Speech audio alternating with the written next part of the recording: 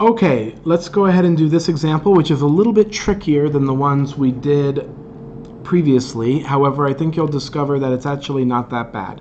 Notice here we have a y and a dy dx. So I'm going to rewrite this equation. Well, no, I'll leave it like this. Remember, what we're looking for is an equation that solves this. We're looking for an equation y that satisfies both sides of this equation. So when you plug in the regular equation here, and when you plug in the y equation here, take the derivative of it, we should get both sides equaling each other. Now, there's only one function really that we've studied, that besides 0, that is the derivative of itself, and that is e. And so it should not be a surprise that e will actually be related to the answer, because we know we need something over here and we need the same thing over here after taking its derivative. So it shouldn't be that much of a surprise that the answer is going to involve the function e to the x, because that's one of the functions that is its own derivative. So what we do is we need to separate our variables. And so what we first need to do is move the y to the left. So I'm going to divide both sides by y. And so we get the following. 1 over y dy dx is equal to 6x to the 5.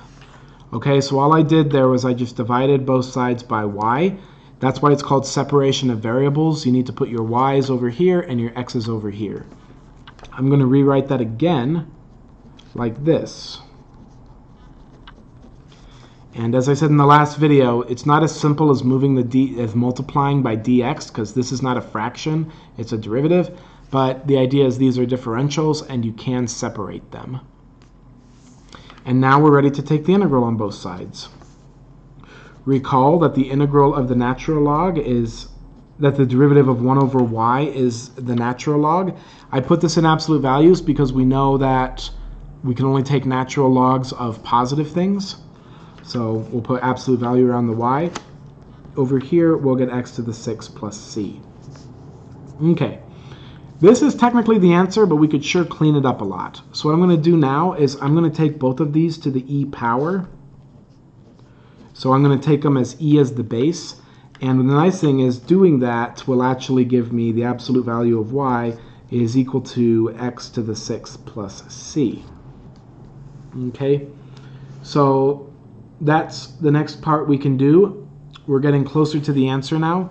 I can rewrite this again as the absolute value of y is equal to e to the x to the 6th, e to the c. So we'll take a look at how I cleaned that up. Remember that if we're adding things in a power, I can just write that as a separate e base. Okay? What we can do now is we can go ahead and rewrite this to replace the absolute value of y with just regular y. Go ahead and just throw a positive minus out in front.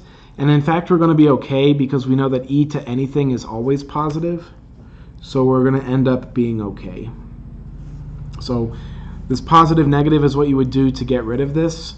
And we know that this will always end up being positive anyway. So what I can do is take this whole piece right here, this positive negative e to the c, and just go ahead and call that a new constant. So say that I call this constant 1. All right, if you want, just replace that with a brand spanking new constant, and you get your answer. So that's the general answer again, because c can be any value. So if you take c e to the x 6, put it here and here, it'll satisfy both sides of that equation, even after you take the derivative of that side right there. So that's the answer. We had the answer here. All of this is just basically cleanup. So all of this is just algebra to clean up our equation. So hopefully it makes sense. If it doesn't, send me an email.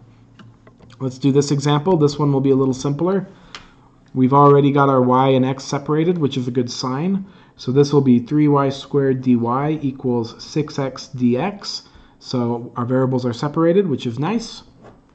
Integral of both sides, we get y cubed is equal to 6x squared over 2 plus c. And you might say, how come I don't have to put a plus c over here? And my response is, well, put a plus c over here, then move it over here, and it's just going to combine with this plus c, and so I'm just going to call that plus c. So well, this is most generic.